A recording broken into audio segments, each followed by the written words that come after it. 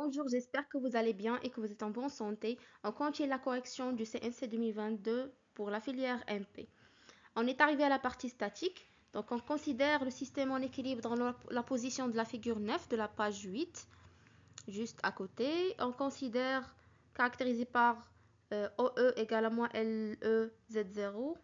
Voilà les constantes, les différentes grandeurs. Dans cette partie, on désire évaluer l'action exercée par le levier 11 sur la tige 10. Hypothèse, les liaisons sont parfaites, les poids des pièces sont négligés devant les autres actions mécaniques, le problème est supposé plan, l'étude sera alors menée dans le plan FY0Z0. Et les actions mécaniques en F, E et O sont des glisseurs en ces points.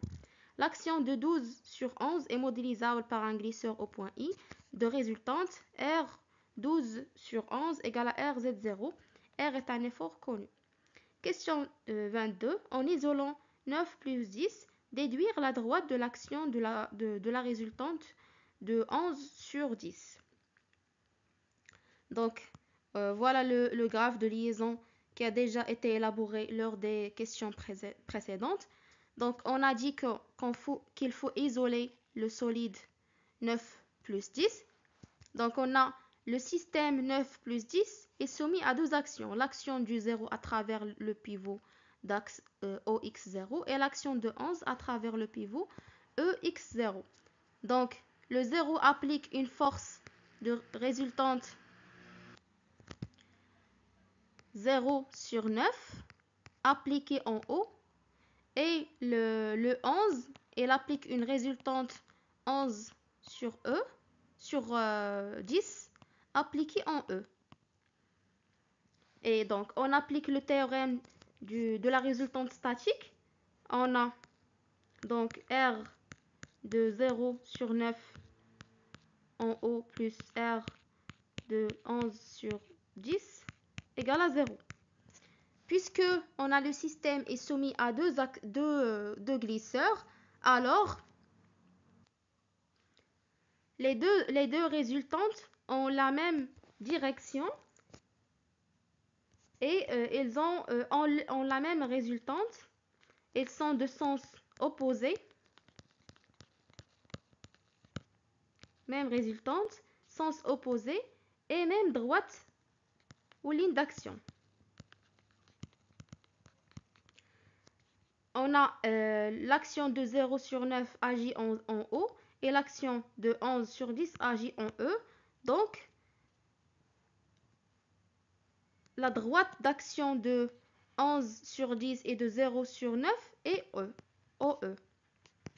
Et la droite d'action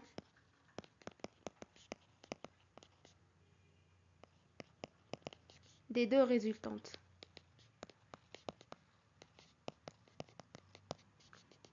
Ou des deux forces. Donc, toujours si vous avez un système qui est soumis à deux glisseurs, ces deux résultantes ont la même direction. Ils sont de sens opposé. Ils ont la même résultante. Et la direction, c'est si par exemple l'une des forces, par exemple F,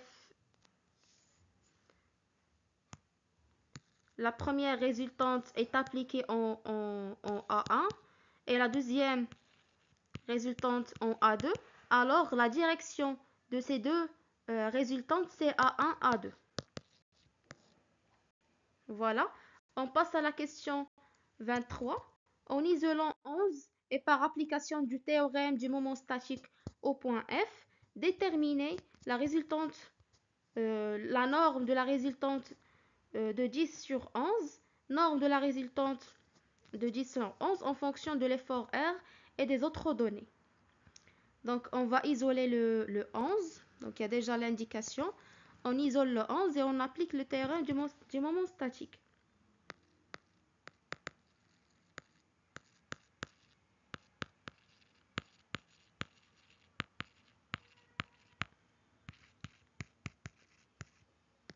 En F, il faut toujours indiquer le point d'application du théorème. Donc, si on isole S, on a l'action de 10 sur 11, l'action de 0 sur 11 et l'action de 12 sur 11. Alors, le moment en F de 10 sur 11 plus le moment en F de 0 sur 11 plus le moment en F de 12 sur 11 égale à vecteur nul. Ensuite, on a les torseurs d'action mécanique. Le torseur de l'action de 10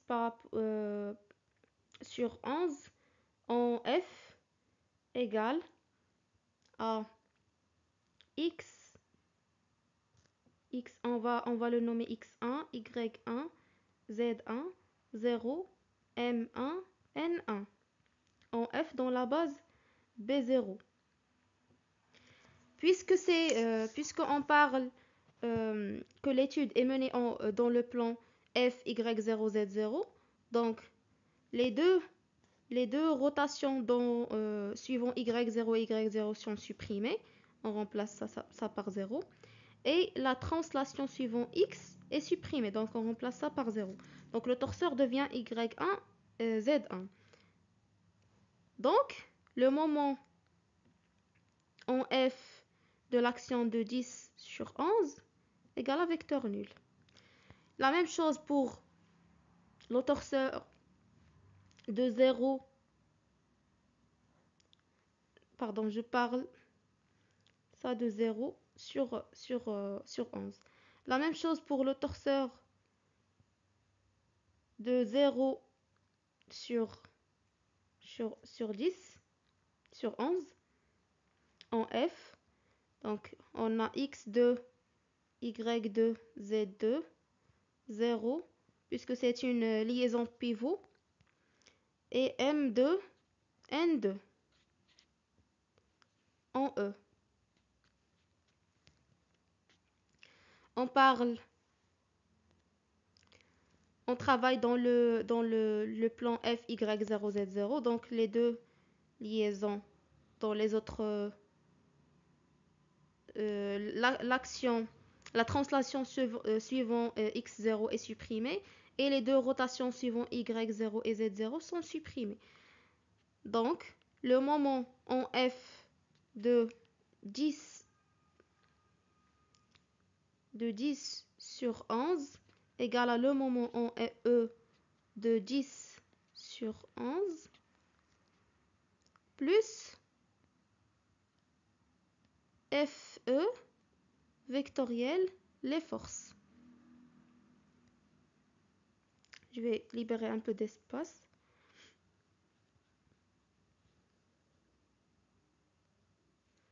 Donc, j'ai dit que le moment en F de 10 sur 11, c'est égal au moment en E de 10 sur 11, qui est égal à 0, bien évidemment, plus FE vectoriel les forces qui sont Y2 suivant Y0 plus Z2 suivant Z0.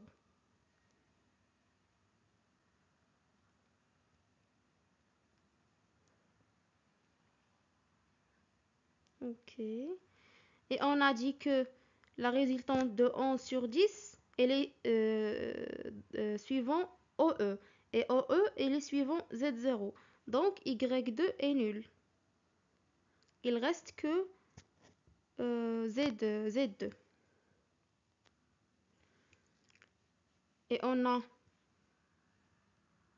théorème du moment de la résultante statique à 9 plus 10. On va continuer le calcul des moments et après on verra les autres grandeurs. Donc,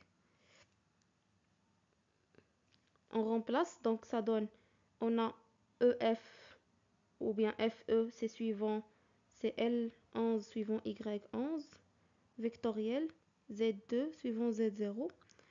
On écrit le Y11 dans la base 0. Donc on a Y0, Y11, alpha, Z0, Z11. Donc Y11 c'est égal à cosinus alpha Y0 plus sinus alpha Z0. C'est L11 cosinus alpha Y0 plus sinus alpha Z0 vectoriel Z2 Z0. Ça fait donc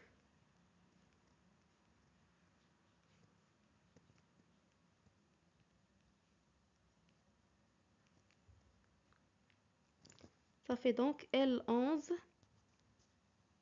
Z2 cosinus alpha Y0 vectoriel Z0 c'est X0. Voilà donc le moment de 10 sur 11 en F.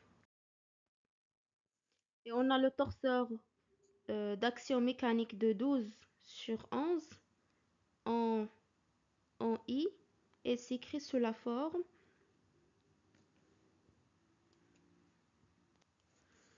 zéro zéro R 0 0 0 en I. Donc ça puisque il n'y a qu'une seule translation qui n'est pas autorisée pour la liaison ponctuelle et c'est la translation suivant l'axe de la liaison de la normale de la liaison ponctuelle, c'est Z0. Et on a déjà que l'action de 12 sur 11 égale à RZ0, donc cette action égale à R. On calcule donc le moment en F de la liaison 12 sur 11, c'est égal au moment de I pour 12 sur 11, plus FI vectoriel RZ0. C'est égal, FI c'est combien? C'est FD plus DI vectoriel RZ0. Et donc c'est FDCA 11Y0 plus lambda Z0 plus delta Y0 vectoriel RZ0. Ça fait donc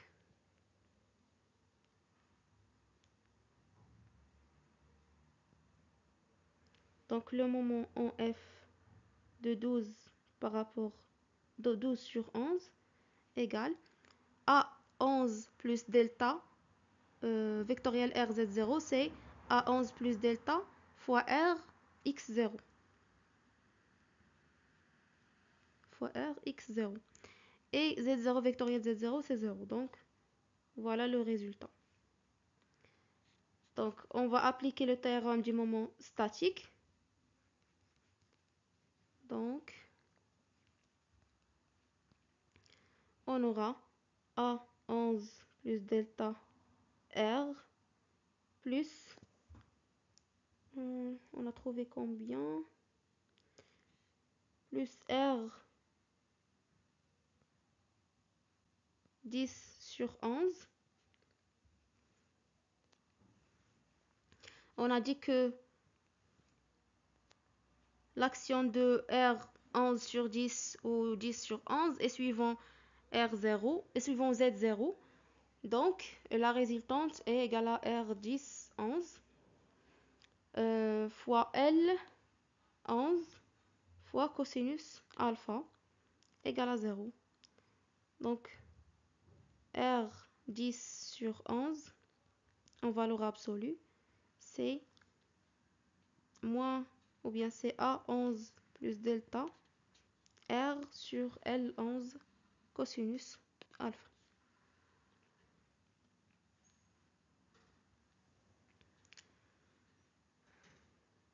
Voilà donc l'expression de la norme de R10 sur 11 en fonction de l'effort et des autres données. Voilà, j'espère que c'est clair pour vous ces deux questions. Et n'hésitez pas à mettre un like et un petit commentaire pour m'encourager. Et à la prochaine.